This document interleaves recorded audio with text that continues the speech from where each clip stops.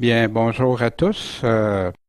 On va poursuivre comme on fait habituellement avec le psaume 119. Aujourd'hui, les versets 137 à 144. Tu es juste, ô Éternel, et droit dans tes jugements. Tu as prescrit tes témoignages avec justice et avec une grande fidélité. Mon zèle m'a miné parce que mes ennemis ont oublié tes paroles. Ta parole est parfaitement pure. C'est pourquoi ton serviteur l'aime. Je suis petit et méprisé, mais j'oublie pas tes commandements. Ta justice est une justice éternelle, et ta loi n'est que vérité. La détresse et l'angoisse m'ont atteint, mais tes commandements sont mes plaisirs. Tes témoignages ne sont que justice à toujours. Donne-moi-en l'intelligence afin que je vive. Et encore là, on voit la fidélité de David à vouloir aimer suivre. Puis, qu'est-ce que ça y fait quand ses ennemis ont oublié les paroles de Dieu? S'ils l'ont oublié parce qu'ils connaissaient, malheureusement. Ta parole est parfaitement pure. Je suis petit, méprisé, mais j'oublie pas tes commandements. Exactement ce que le Seigneur parle dans Apocalypse 3 à l'Église de Philadelphie. T'as peu de force, mais t'as gardé ma parole. Bien, puis on a tellement besoin de l'intelligence de comprendre Dieu pour vivre selon Dieu et vivre avec lui pour l'éternité. Bien, aujourd'hui, on arrive vers la fin du chapitre 20 de l'Apocalypse, au chapitre 22. On va regarder aujourd'hui les versets 1 à 17. Les avant-dernières paroles de Jésus. Puis la conclusion, il y a eu un début, une introduction, puis il va y avoir une conclusion, puis on va voir que les deux se rejoignent. Mais avant de poursuivre, bon Père céleste, puisses-tu nous guider, nous donner ta sagesse, l'intelligence nécessaire pour comprendre ce que tu nous as laissé, Seigneur, puis enlever tout ce qu'on pourrait croire qui n'est pas selon toi, selon ce que tu as dit, soit en ajoutant, en enlevant de tes paroles. Éclaire-nous, s'il te plaît. Et on veut être de ceux qui sont heureux parce qu'on lit, parce qu'on écoute tes paroles de cette prophétie, puis garder ce qui est écrit, parce que le temps est proche. Merci en ton saint nom, Jésus-Christ, notre Maître, notre Sauveur. Amen.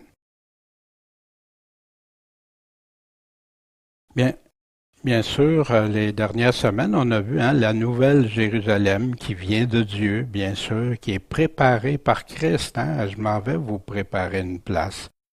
Puis Dieu va y habiter pour toujours, puis l'accès va être réservé à ses êtres vivants, ses anges, ses élus, et selon ses critères, ceux et celles qu'il reconnaît comme ses enfants. C'est un environnement sécuritaire pour l'éternité. On a vu aussi qu'elle est appelée comme l'épouse. Les choses anciennes sont disparues, passées, oubliées. Maintenant, le repos, les guérisons, plus de peine, plus de peur. Tout devient nouveau, tout comme pour la création initiale de Dieu à l'Éden, mais cette fois-ci pour toujours, avec aucune possibilité de faire quoi que ce soit pour la corrompre. Le royaume des cieux qui nous a été promis au travers des Écritures, que ce soit dans l'Ancien ou dans le Nouveau Testament. Est-ce que ça en vaut pas la peine de persévérer, de croire ce que Dieu nous a laissé? Puis c'est pas pour rien qu'il nous dit heureux celui qui lit, qui entend, puis qui garde ces paroles-là. Puis On avait vu à partir du chapitre 21, verset 9, on va aller jusqu'au 22, 5, qu'on va voir la Nouvelle Jérusalem. On va y revenir par la suite parce que la Nouvelle Jérusalem fait partie de la conclusion de l'apogée, cette Nouvelle Jérusalem. Bien, on va lire maintenant le chapitre 22 des versets 1 à 8 pour la première tranche et on va continuer par la suite. Après cela, l'ange me fit voir un fleuve d'eau vive, clair comme du cristal, qui sortait du trône de Dieu et de l'agneau. Puis au milieu de la place de la ville, et sur les deux bords du fleuve était un arbre de vie, portant 12 fruits, rendant son fruit chaque mois, et les feuilles de l'arbre étaient pour la guérison des gentils. Il n'y aura plus aucun anathème, et le trône de Dieu et de l'agneau sera en elle, et ses serviteurs le serviront. Ils verront sa face, et son nom sera sur leur front.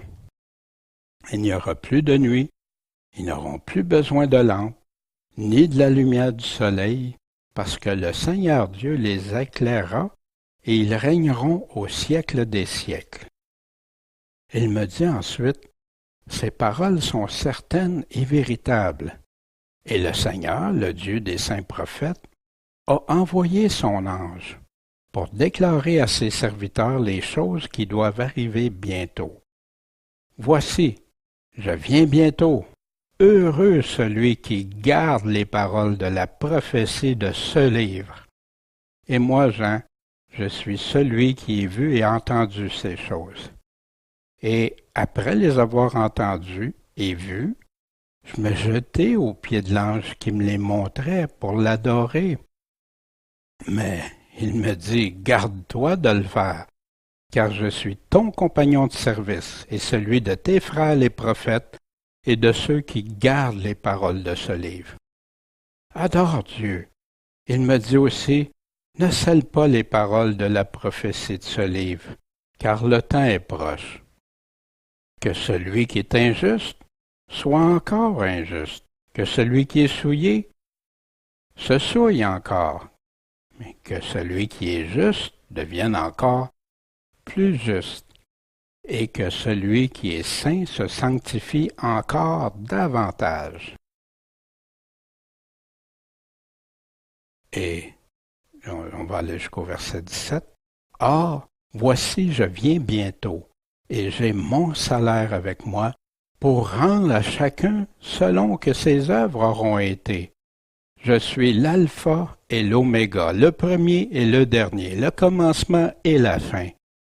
Heureux ceux qui observent ces commandements afin d'avoir droit à l'arbre de vie et d'entrer par les portes dans la ville. Mais dehors seront les impudiques, les empoisonneurs, les fornicateurs, les meurtriers, les idolâtres et quiconque aime et pratique le mensonge. Moi, Jésus, j'ai envoyé mon ange pour vous rendre témoignage de ces choses dans les églises. Je suis le rejeton et la postérité de David, l'étoile brillante du matin. L'esprit et l'épouse disent, viens. Que celui qui l'entend dise aussi, viens. Que celui qui a soif vienne et que celui qui voudra de l'eau vive en reçoive gratuitement. Bien, dans ces 17 versets qu'on vient de lire, nous allons les regarder et regarder attentivement ce qu'on nous dit ici. Au verset 1, après cela, l'ange me fit voir un fleuve d'eau vive, des eaux vivantes, claires comme du cristal. C'est pur. L'eau, cette eau-là, ça signifie la pureté, qui sortait d'où?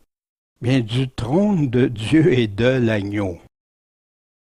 Dieu a quelque chose d'extraordinaire, que ça sort de Dieu directement, puis de l'agneau.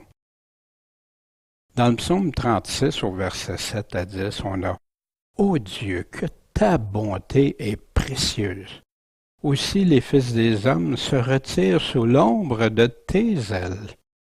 Quelle image, hein, de protection. Ils sont rassasiés de l'abondance de ta maison, et tu les abreuves au fleuve de tes délices. Imaginez, dans l'éternité, abreuver au fleuve de délices du Seigneur. Ça nous aide pas des fois à oublier plein de choses dans cette vie-ci, car la source de la vie est où? Auprès de toi. Et c'est par ta lumière que nous voyons la lumière.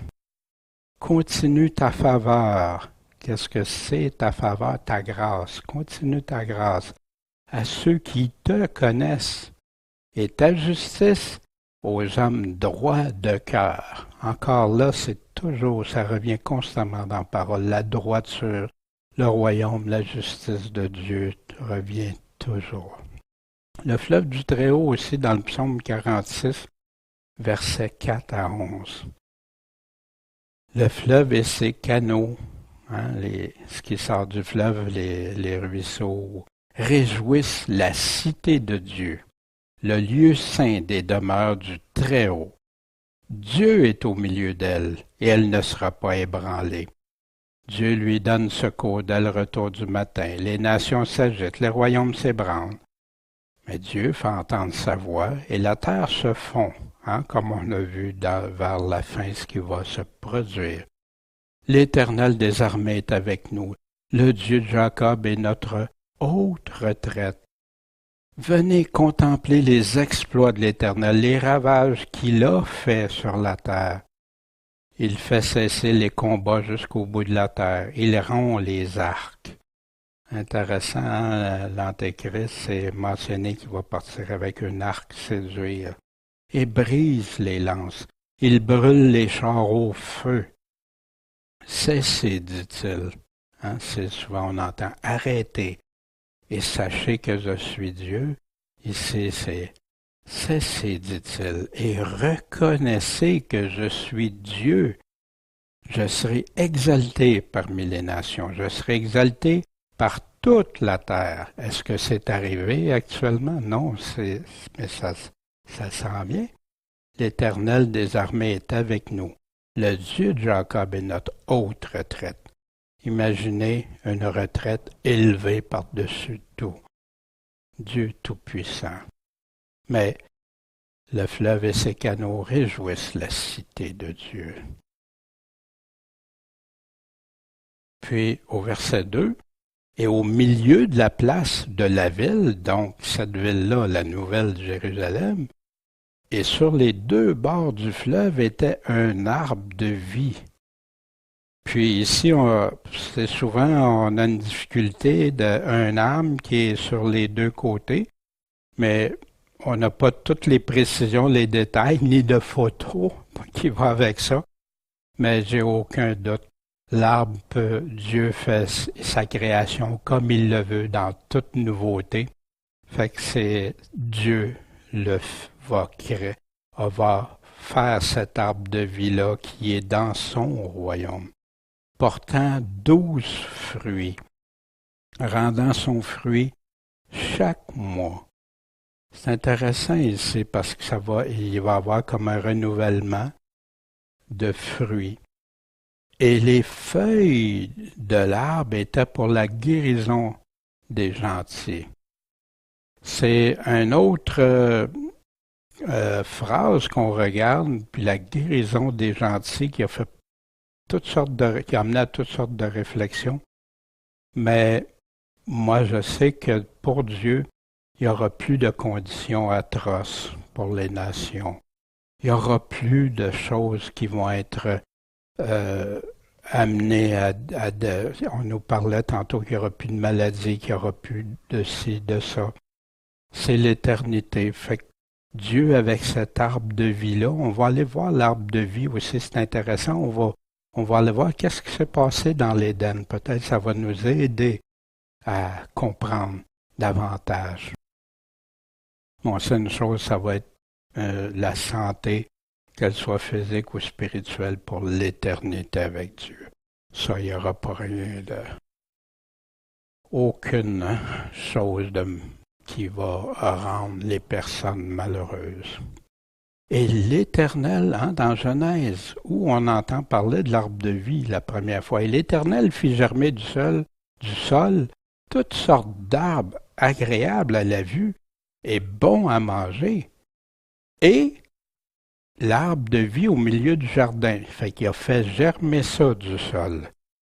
Et l'arbre de connaissance du bien et du mal, qui malheureusement, on sait que Ève et Adam ont pris de cet arbre-là, alors que Dieu avait dit, vous ne touchez pas aux fruits de cet arbre-là. Mais il y avait accès à l'arbre de vie. Il y avait accès à ces fruits-là. Et l'Éternel Dieu dit, pas longtemps après, voici l'homme est devenu comme l'un de nous. Mais en ce qui concerne quoi? Pour la connaissance du bien et du mal. Parce s'il serait devenu comme Dieu en totalité, il n'aurait jamais fait ça. Mais là, ils connaissent le bien et le mal. C'est pour ça qu'ils ont eu honte, qu'ils ont été se cacher. Et maintenant, prenons garde qu'il n'avance sa main, l'homme, et ne prenne aussi de l'arbre de vie, qu'il n'en mange et ne vive. Pour combien de temps? À toujours. Fait que cet arbre de vie-là était dans le plan initialement de Dieu et on va retrouver un arbre de vie dans le plan final de Dieu. Puis ça, c'est relié avec l'éternité. Et au Genèse 3, verset 24, il chassa donc l'homme et il plaça à l'est ou orient du jardin d'Éden les chérubins, qu'on a vus, les êtres vivants, qu'on avait regardés dans différents passages et dont l'Apocalypse, et la lame d'épée flamboyante, pour garder le chemin de l'arbre de vie. Dieu ne voulait plus que l'homme touche à cet arbre-là, tant que lui ne le rendrait pas accessible. Et ici, on voit une chose, c'est que par la suite, il y a eu le déluge. Qu'en est-il arrivé de tout ça?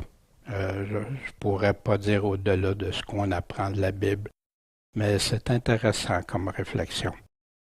Et Jésus avait dit, dès le début de l'Apocalypse, que celui qui a des oreilles écoute ce que l'Esprit dit aux églises. Donc à tous ceux qui sont dans les églises, en tout cas, à celui qui vaincra, à lui je donnerai à manger de l'arbre de vie qui est au milieu du paradis de Dieu. Un arbre si important, essentiel, une promesse au vainqueur. Et au verset 3, il n'y aura plus aucun anathème. Anathème, réprouvé, maudit, rejeté. Et le trône de Dieu et de l'agneau sera en elle, et ses serviteurs le serviront. Imaginez, qu'est-ce que ça va être d'être avec le Seigneur pour l'éternité, puis servir ce patron qui ne veut que des bonnes choses pour nous, qui n'a que justice, que nous rendre sa création, ces êtres heureux pour l'éternité. Les anathèmes, voici, Paul nous parle. Si quelqu'un n'aime pas le Seigneur Jésus-Christ, qu'il soit anathème. Maranatha, le Seigneur vient, c'est la signification. Mais pour aimer le Seigneur, Jésus lui-même a établi celui qui a mes commandements et qui les garde. Encore le mot garder qui revient constamment à garder, persévérer. C'est celui-là qui m'aime. Et celui qui m'aime sera aimé de mon Père, je l'aimerai et je me ferai connaître à lui. Fait que c'est de les avoir, ces commandements, et de les garder. On va y revenir tantôt.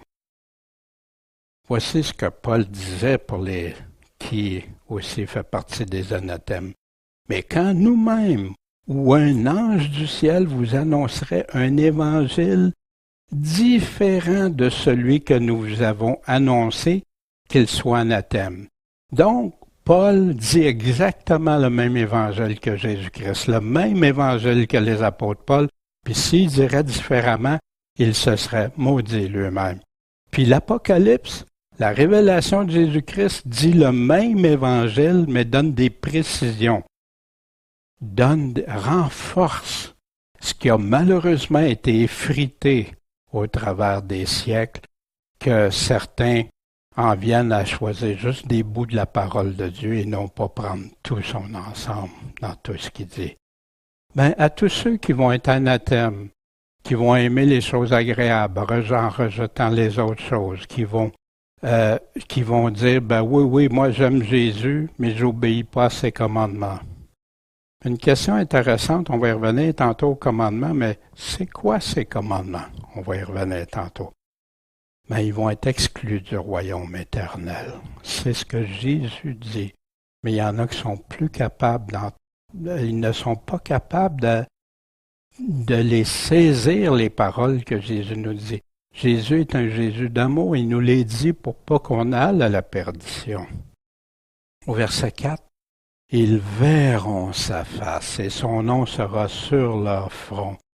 Bien sûr, ceux qui auront été avec le Seigneur, qui lui auront été fidèles, l'auront suivi, qui n'auront pas été des anathèmes. Et le Père qui m'a envoyé a lui-même rendu témoignage de moi. Vous n'avez jamais entendu sa voix? Non, sa voix maintenant, il nous l'a dit, le Père a dit, celui-ci est mon Fils bien-aimé, écoutez-le, écoutez-lui, Jésus-Christ. Ni vu sa face. Puis, et sa parole ne demeure pas en vous, puisque vous ne croyez pas à celui qu'il vous a envoyé. Vous pensez regarder, vous sondez les Écritures parce qu'en elles, vous croyez avoir la vie éternelle, mais ce sont elles qui rendent témoignage de moi. Et vous ne voulez pas venir à moi pour avoir la vie.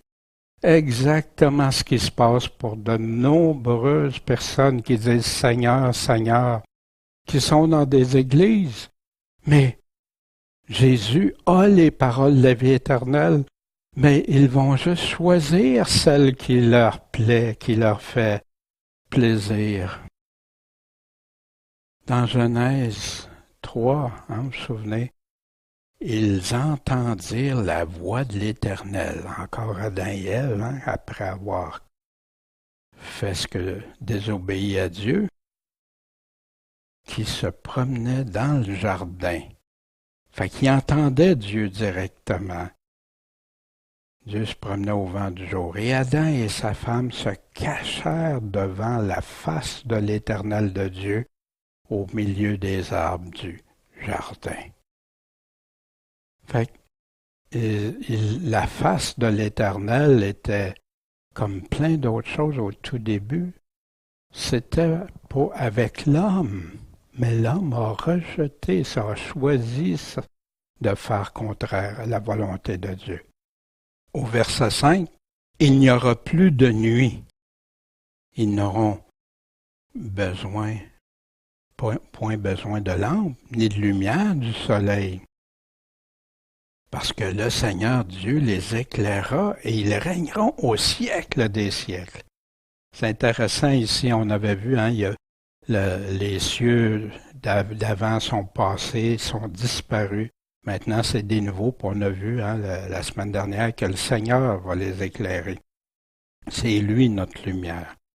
Puis ils vont régner combien de temps? Au siècle des siècles. Souvenez, au chapitre 20, on avait vu ceux qui ont part à la première résurrection, qui vont régner avec Jésus pendant 1000 ans. Mais ils vont continuer à régner par la suite pour l'éternité, parce que ceux qui sont en première résurrection, on sait très bien qu'ils vont être avec le Seigneur pour l'éternité. Mais c'est intéressant de voir ici, il y a un 1000 ans spécifique que Dieu nous parle. Au verset 6, il me dit ensuite, ces paroles sont certaines et véritables. Il nous a dit ça à quelques reprises, puis c'est comme quand Jésus nous dit en vérité, on sait qu'il est la vérité.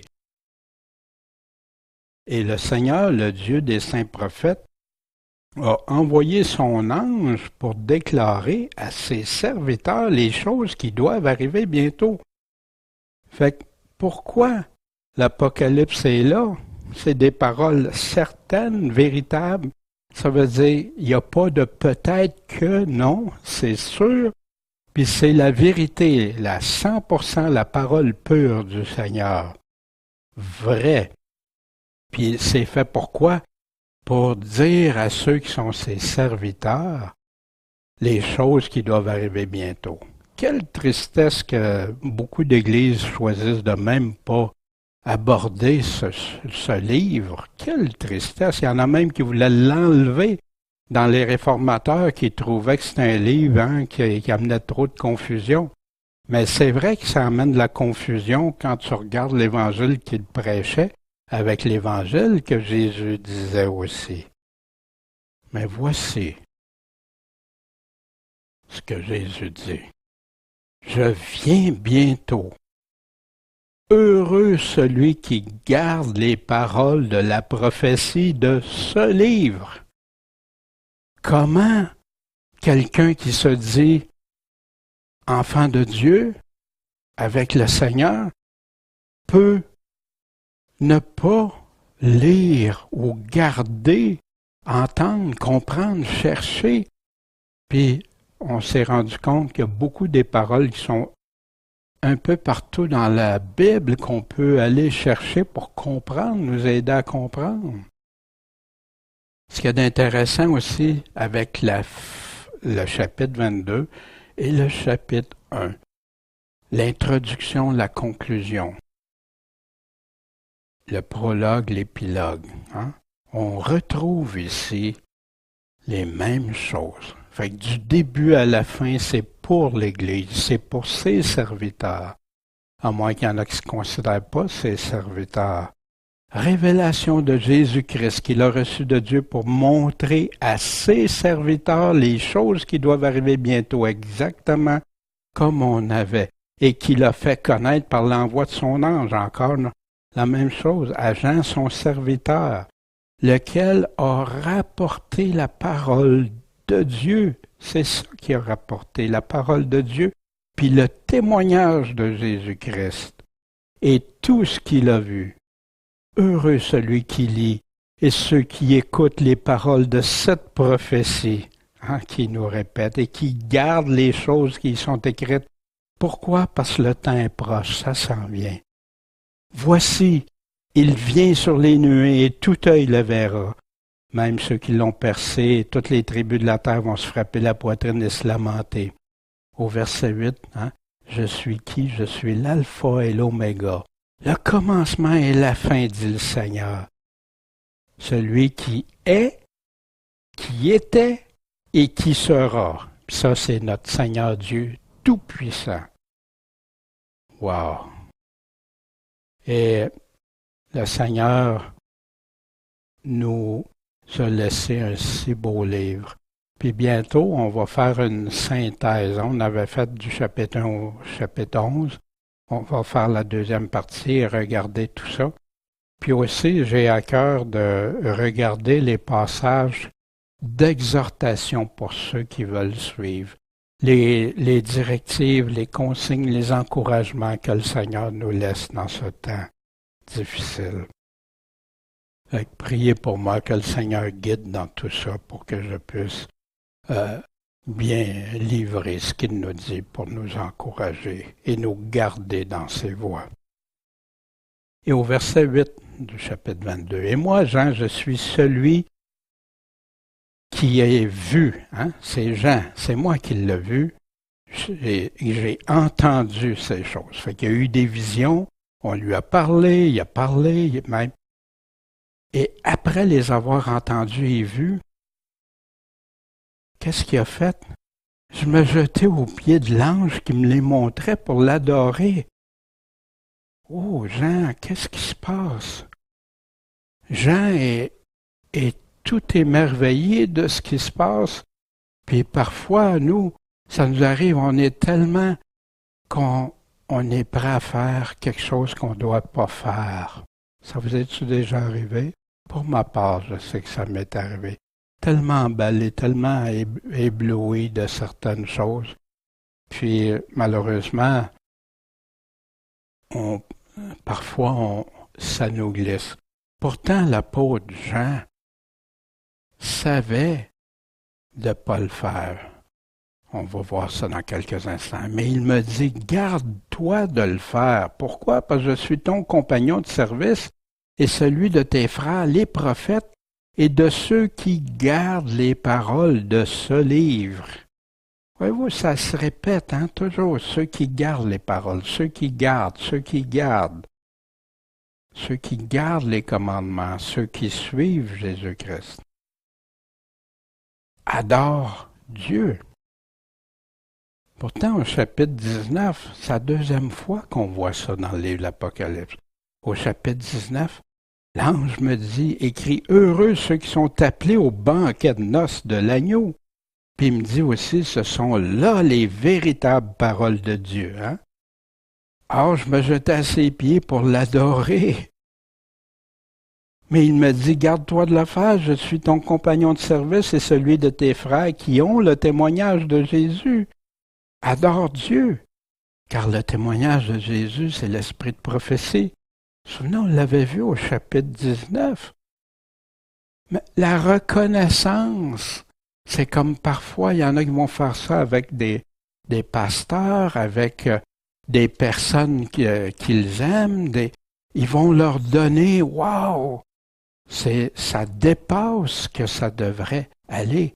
Je parle pas l'amour d'un frère, l'amour d'une sœur, puis tout ça, mais ils vont beaucoup plus loin. Mais c'est Dieu. La reconnaissance, c'est correct de reconnaître les personnes, de dire ils sont corrects, c'est selon Dieu, c'est etc. La reconnaissance, mais pas un culte.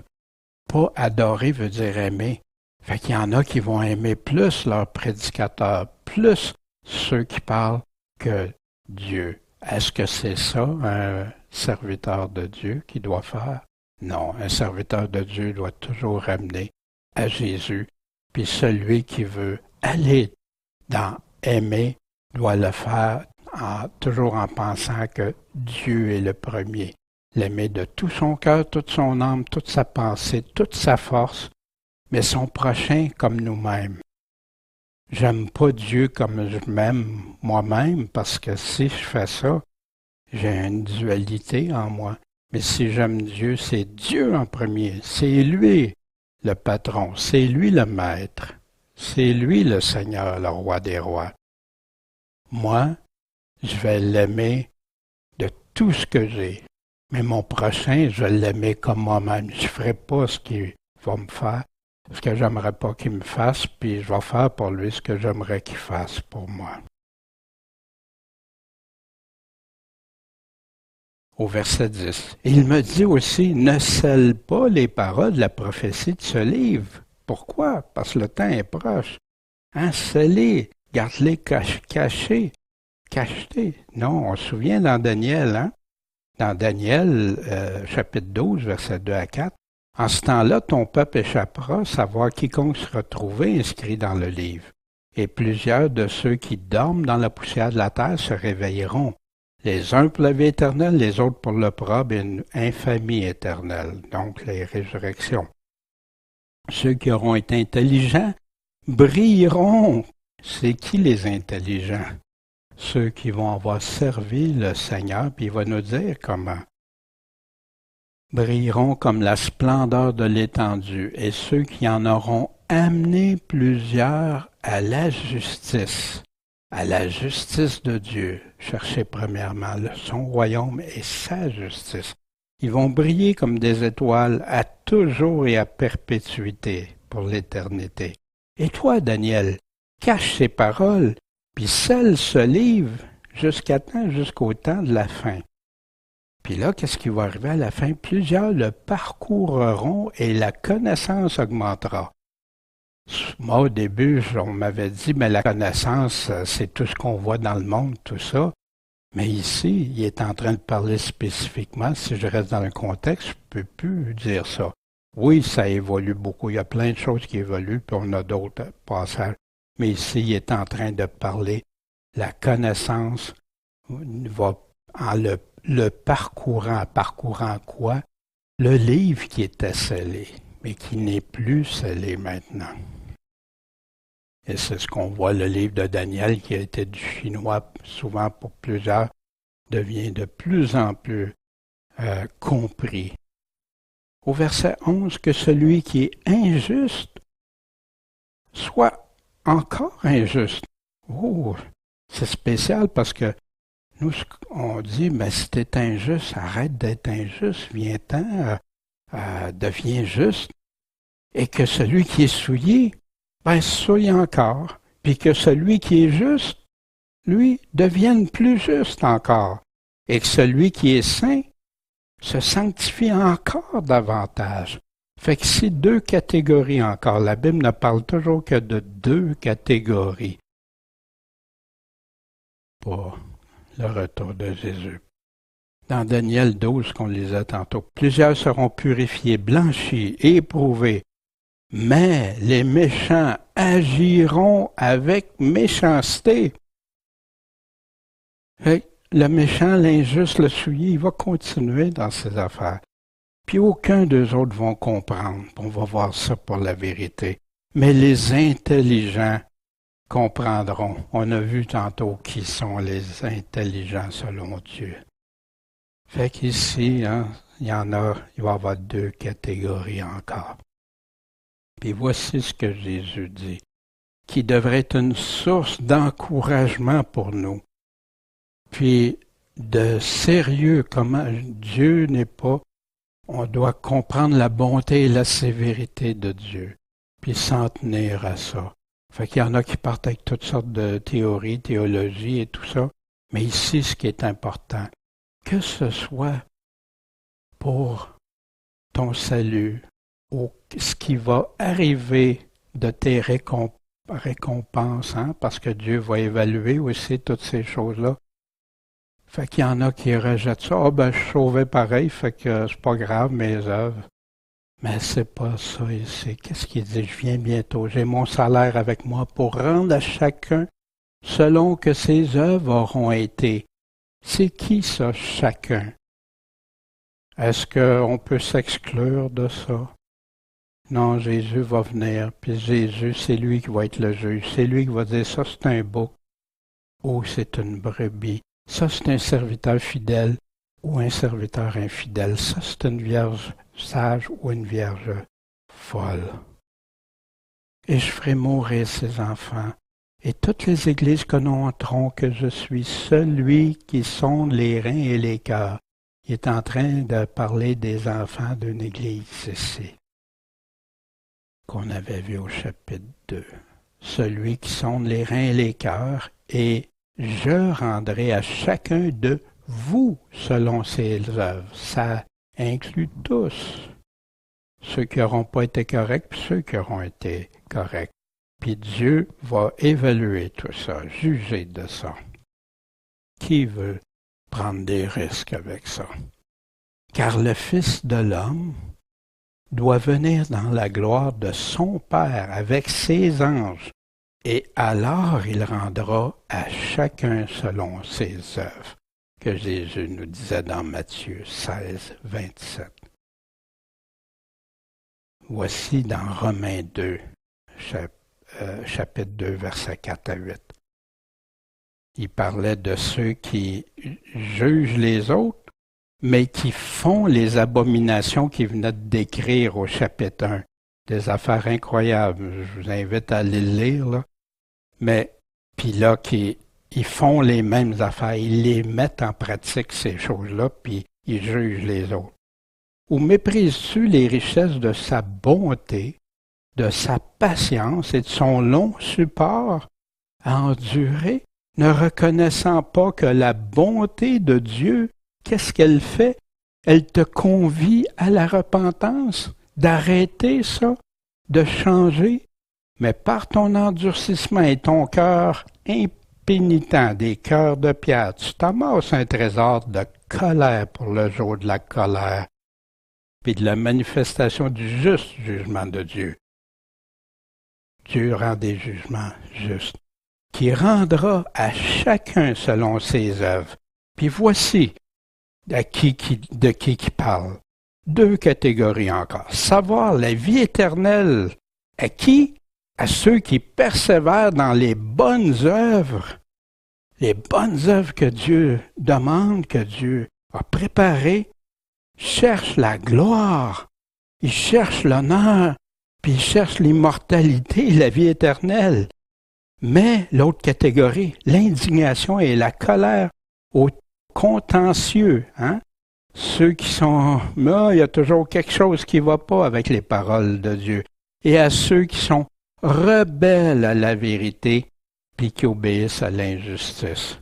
Fait que les deux catégories vont avoir à rendre des comptes.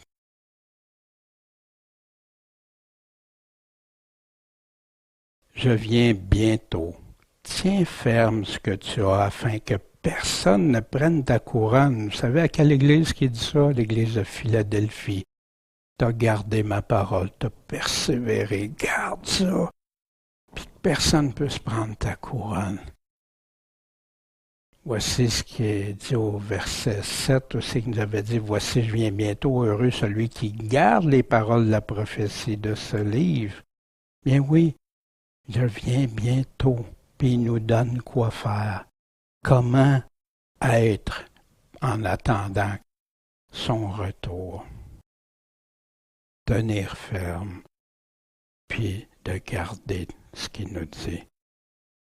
Verset 13, « Je suis l'alpha et l'oméga, le premier et le dernier, le commencement et la fin. » Hein, bien sûr, en partant, tantôt on l'a vu, « Je suis l'alpha et l'oméga, le commencement, la fin. » Dit le Seigneur, celui qui est, était et qui sera le Tout-Puissant. Fait que du début du livre à la fin, il reconfirme que c'est lui. Il me dit, en effet, je suis l'alpha et l'oméga, hein, qu'on avait vu la semaine dernière, le commencement et la fin. Je donnerai gratuitement de la source d'eau vive à celui qui a soif, ce qu'on va revoir aussi. Voici au verset 14. Heureux ceux qui observent ces commandements, afin d'avoir droit à l'arbre de vie. Dites-moi, il y en a qui prêchent que non, les commandements, c'est pas essentiel pour être sauvé. Ces commandements, non, tu peux être sauvé pareil. On va voir ce que Jésus dit. Puis d'avoir droit à l'arbre de vie. Dites-moi, si on n'a pas droit à l'arbre de vie, c'est parce qu'on n'a pas le droit d'entrer dans la Nouvelle-Jérusalem. Si on n'a pas le droit d'entrer en Nouvelle-Jérusalem, qu'est-ce qui se passe? Puis la semaine prochaine, on va regarder ça spécifiquement. On avait vu au chapitre 12, hein, le dragon, le Satan qui a été faire la guerre au reste de sa postérité. Qu'est-ce qu'ils font? Ils gardent les commandements de Dieu, puis ils ont le témoignage de Jésus-Christ. On l'avait vu au chapitre 14, hein? Ceux qui prennent pas la marque, la bête. C'est ici la patience, la persévérance des saints, des chrétiens. Ce sont ici ceux qui gardent les commandements de Dieu et la foi de Jésus. Il y en a qui tentent de faire croire que c'est un autre évangile. Ça serait un autre évangile, mais pour ceux après l'enlèvement.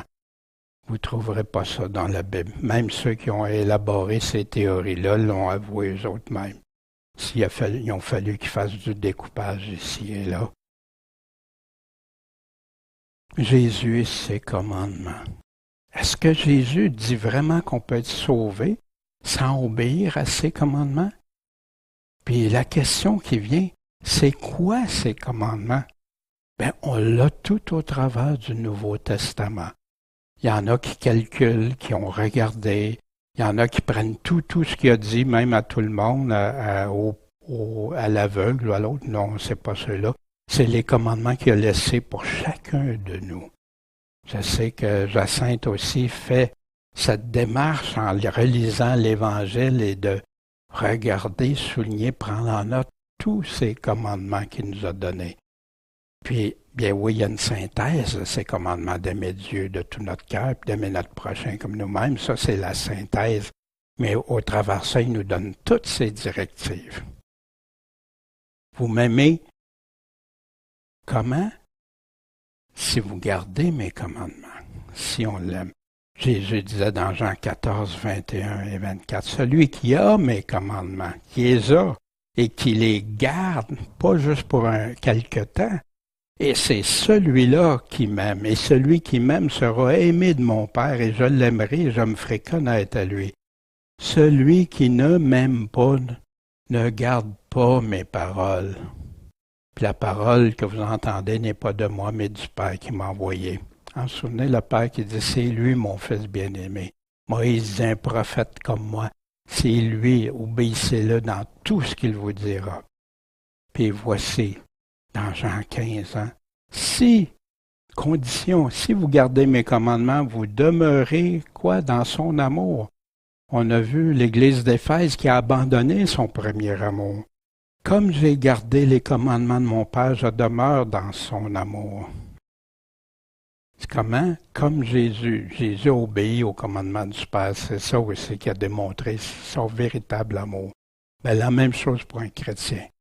Tu dis que tu aimes Jésus? Obéis à Jésus. On ne peut pas faire séparer ça et dire qu'on est selon ce que Jésus nous dit. On dit Seigneur, Seigneur, mais on choisit ce qu'on aime. Voici dans l'apôtre Jean, le même auteur qui a écrit l'Apocalypse, dans 1 Jean, au chapitre 2, versets 3 et 4. Et par ceci, il va nous dire comment on le connaît. On peut dire que je le connais, le Seigneur, que j'ai une relation avec lui. Savoir si nous gardons ses commandements. Puis, j'ai entendu toutes sortes de choses. Ces commandements, il y en a qui limitent ça. Jésus est mort sur la croix, ressuscité. Et je crois en lui, fait que je suis sauvé. Mais c'est pas ça qu'il nous dit. Ça vient celui qui entend ma voix, entend mes paroles et me suit. Gardons ses commandements. Celui qui dit « je l'ai connu » puis qui ne garde pas ses commandements, c'est quoi? C'est un menteur. J'ai déjà suivi des personnes menteurs. Je ne le savais pas, puis je les aime encore, ces personnes-là. Je prie pour eux autres. Je prie pour que Dieu les délivre de ça, qu'il leur montre. Mais il me disait que les commandements étaient comme une option pour des récompenses. Mais c'est pas ça qu'il me dit. C'est un menteur. J'ai eu à faire des choix qui ont fait mal des fois, mais ça a été bénéfique par la suite. Aujourd'hui, c'est Jésus qui parle, c'est Jésus que je veux entendre. Et la vérité n'est pas en lui. Voici, continue au chapitre 5, verset 2 à 3, on connaît en ceci que nous aimons les enfants de Dieu. Comment on peut savoir si on les aime? C'est qu'on aime Dieu et qu'on garde ses commandements. Parce que c'est ça l'amour de Dieu. C'est que nous gardions ses commandements. Or, ces commandements ne sont pas pénibles. Son fardeau est léger, son joug est léger. Pas au début parce qu'on ne comprend pas tout, puis il y a des affaires qu'on trouve difficiles, mais quand ça chemine après, wow! C'est ici l'amour, la charité, que nous marchions selon ses commandements.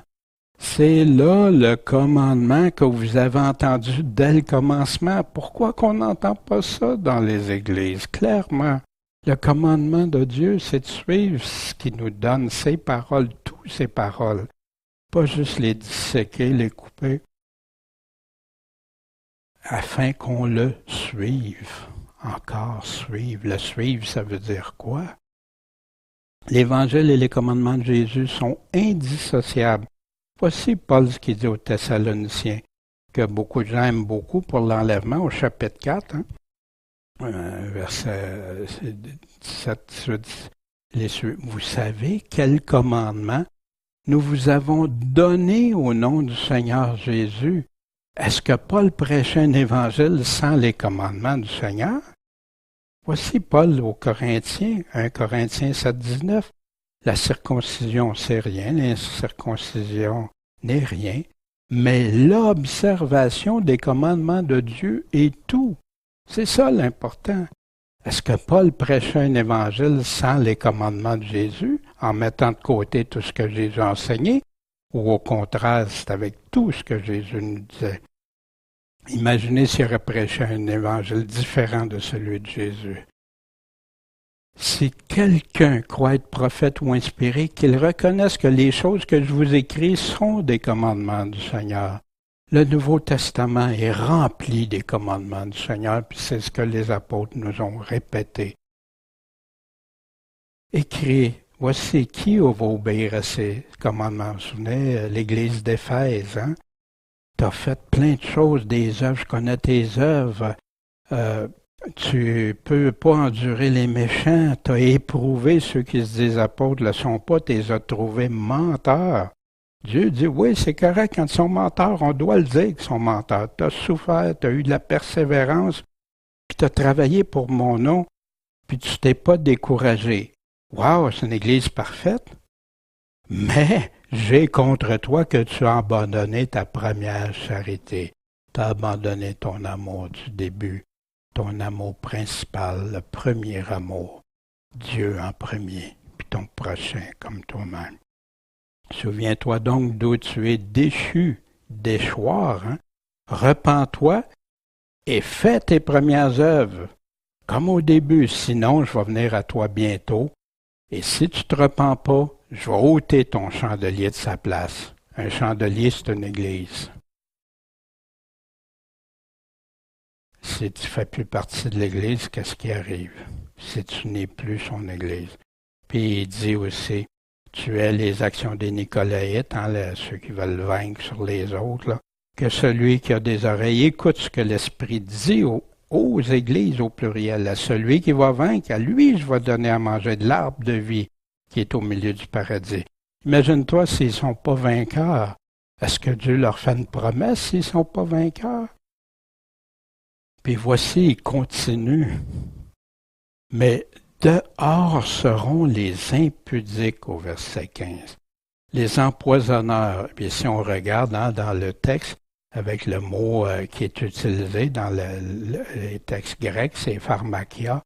C'est d'où vient notre pharmacie, drugstore, des drogues qui étaient utilisées dans la sorcellerie et plein de choses.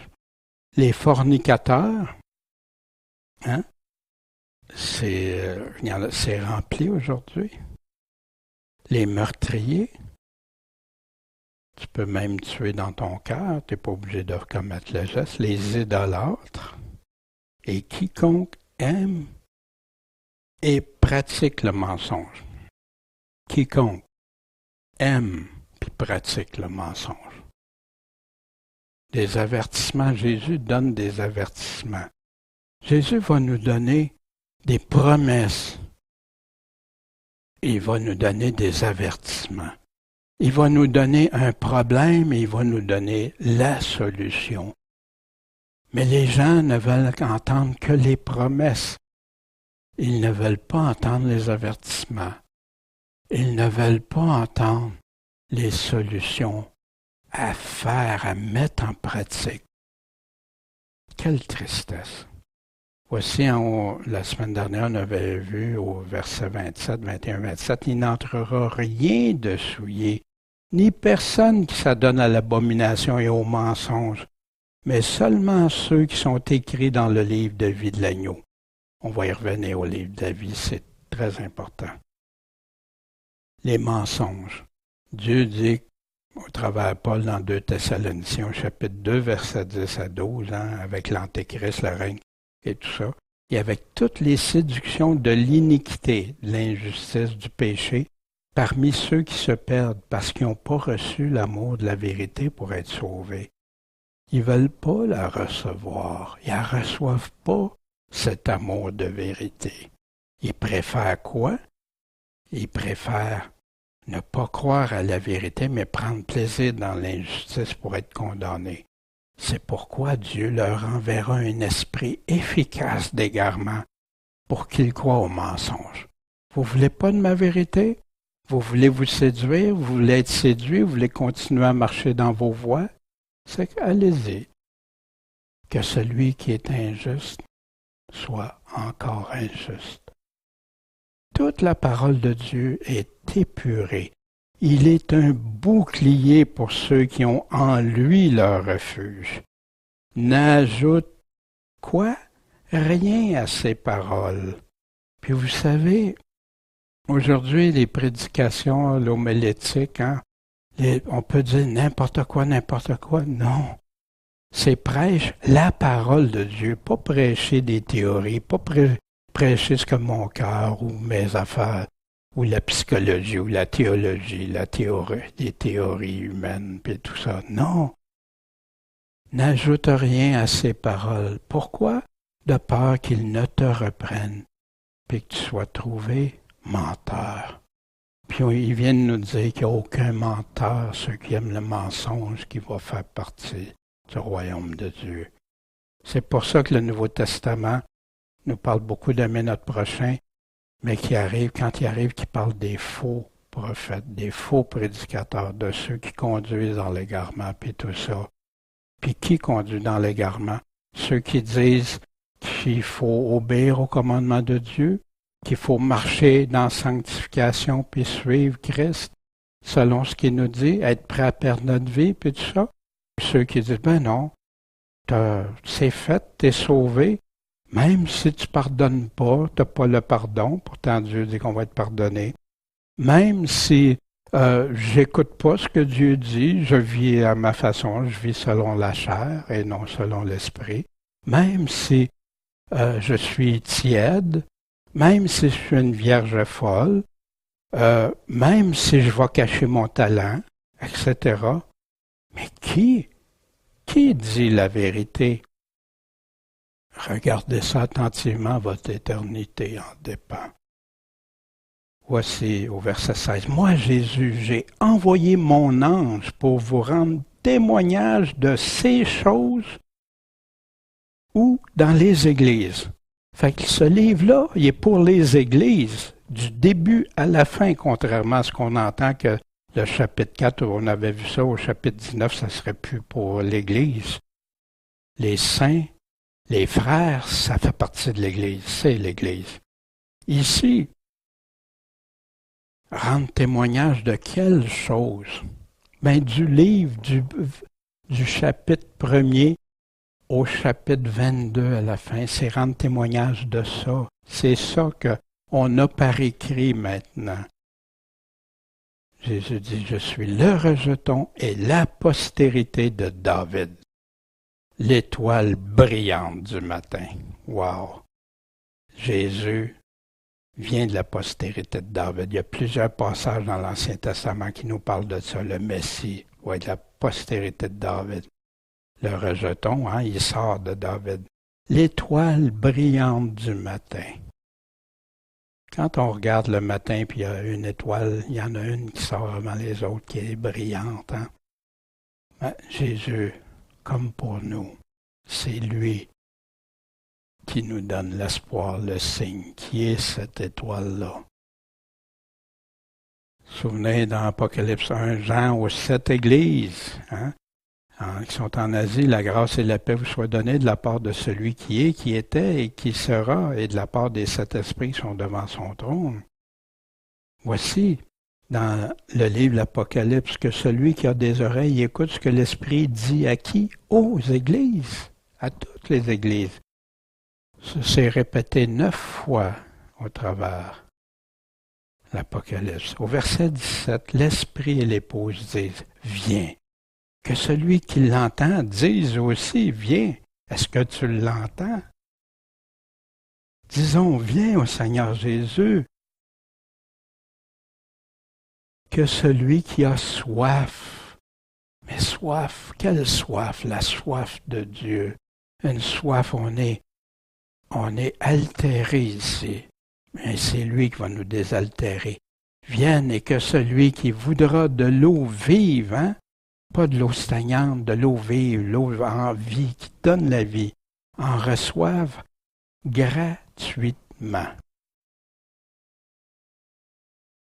Voici, il avait dit au chapitre 21, « C'est en effet, je suis l'alpha, l'oméga, le commencement et la fin. Je donnerai gratuitement de la source d'eau vive à celui qui a soif. Maintenant, qu'est-ce que ça veut dire gratuitement? Il y en a qui interprètent ça, parce qu'on parle aussi du don gratuit. C'est quelque chose qu'on ne peut pas acheter avec aucun argent.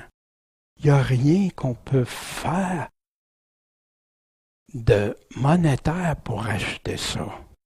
C'est sa grâce, on dépend de sa grâce, puis c'est lui qui nous le donne, mais selon ses conditions aussi. Il y en a qui font comme si Dieu, il n'y a pas de conditions. Dans Ésaïe 55, verset 1, « Or, vous tous qui êtes altérés, venez aux eaux, ces eaux vives-là, et vous qui n'avez pas d'argent, venez acheter et manger. » Même si tu n'as pas d'argent, voyez-vous le sens? Dieu donne un sens spirituel et très clair. Venez acheter sans argent et sans aucun prix du vin et du lait, puis etc. Qu'est-ce que c'est?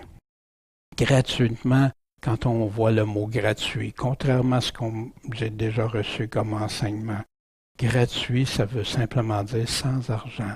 J'ai pas à payer quelque chose pour l'avoir. C'est pas ce qu'on voit malheureusement dans beaucoup de dénominations où l'argent devient le centre presque de tout. Ça veut pas dire sans aucune condition préalable. Est-ce que gratuitement, ça voudrait dire sans engagement? Voyons ce que Jésus a donné, Matthieu 10, verset 8, quand il a envoyé ses disciples. Guérissez les malades, nettoyez les lépreux, ressuscitez les morts, chassez les démons. Vous avez reçu gratuitement, donnez gratuitement. Est-ce que les disciples ont eu à payer quelque chose pour ça? Mais est-ce qu'ils avaient un engagement? Oui, le Seigneur leur avait donné les règles d'engagement avant de les envoyer là. Paul aux Romains, ils seront justifiés gratuitement par sa grâce, par la rédemption qui est en Jésus-Christ. Oui, c'est Dieu qui peut faire ça, nous donner ça. On n'est pas dans le temps comme Luther qui combattait qu'on vendait des indulgences. Donc, ai-je commis un péché en m'abaissant moi-même afin que vous fussiez élevés, en vous annonçant gratuitement l'Évangile de Dieu? De quoi Paul parlait quand il parlait de gratuitement? Est-ce qu'il était en train de dire, bien, ça me coûte rien, ça vous coûte absolument rien? Non! Paul a eu des engagements très fermes pour l'annoncer gratuitement, cet évangile de Dieu. Il ne les a pas chargé rien. Celui qui aime son père ou sa mère plus que moi n'est pas digne de moi. Où va le premier amour? Et celui qui aime son fils ou sa fille plus que moi n'est pas digne de moi. Qu'est-ce que ça veut dire pour être digne du Seigneur? Et celui qui ne prend pas sa croix et ne me suit pas n'est pas digne de moi. Dites-moi, est-ce qu'on peut détacher ça, ces paroles-là, de l'Évangile de Jésus-Christ? Pas du tout. Croire en Jésus-Christ, avoir la foi, c'est un engagement déterminé. C'est pour ça que nous persévérons, puis qu'on combat le combat. Paul, à la toute fin de sa vie, a dit « J'ai combattu le bon combat ». Quel combat? Celui qui aura conservé sa vie la perdra, mais celui qui aura perdu sa vie à cause de moi la retrouvera. Est-ce qu'on peut dire que parce que Jésus donne le salut gratuitement, que ça élimine les engagements qu'il nous demande? Je ne crois plus à ça. C'est un engagement ferme. Il veut des vrais de vrais. C'est pour ça que l'Évangile peut être si mal compris, parce que les gens ne voient plus l'engagement. Ils voient juste les choses agréables. Puis oui, il y a beaucoup de choses agréables dans la parole de Dieu. Puis oui, c'est bénissant, fortifiant, encourageant. Puis au tout début, on ne voit pas tout ça. Puis il y a des paroles qu'on ne comprend pas, ou qu'on dit « Wow, ça fait un contraste ». puis que souvent des gens bien intentionnés viennent se dire « Non, non, mais ça, c'est pas ça qu'il veut dire vraiment Jésus, là. » Non, non, parce qu'on veut garder juste les promesses. Un jour, on aura tous à en répondre. Comme réflexion, qui pourrait être avec le Seigneur pour l'éternité, selon les paroles de Jésus? Pas selon mes paroles, selon ses paroles. Connais-tu ses commandements? Savez-vous, on entend si peu souvent parler des commandements de Jésus. Il y a des frères qui ont fait des recherches, qui ont regardé ces commandements. Si tu les as pas toutes les numérotés, là, je t'invite à lire ta Bible, à regarder à chaque fois que tu vois une directive du Seigneur, ce que Jésus nous dit de faire, nous commande.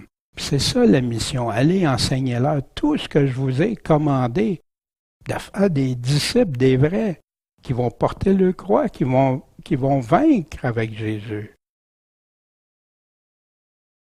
Puis éventuellement, quand on aura complété les 4 évangiles, on va regarder ça, faire quels sont les commandements de Jésus. On les fait semaine après semaine parce qu'on les regarde, on les regarde attentivement et tout ça. Mais après ça, on va en faire une synthèse aussi. Puis, très important, les as-tu évalués par toi-même ou c'est des hommes qui te l'ont interprété puis qui t'ont dit non, non, ça veut dire ça. J'ai plein d'exemples de ça. J'en ai été un qui a tombé dans le piège. Puis c'était plus Jésus qui avait raison, c'était ceux qui m'expliquaient ce que Jésus disait, qui étaient rendus qui avaient raison. Mais ça ne m'a pas conduit dans la bonne direction. Toujours se poser, est-ce que c'est selon l'homme ou selon Dieu? Dis-moi, devant qui tu vas être à répondre selon ce que tu auras fait, selon tes œuvres, selon ce que tu auras écouté, gardé et mis en pratique ou non.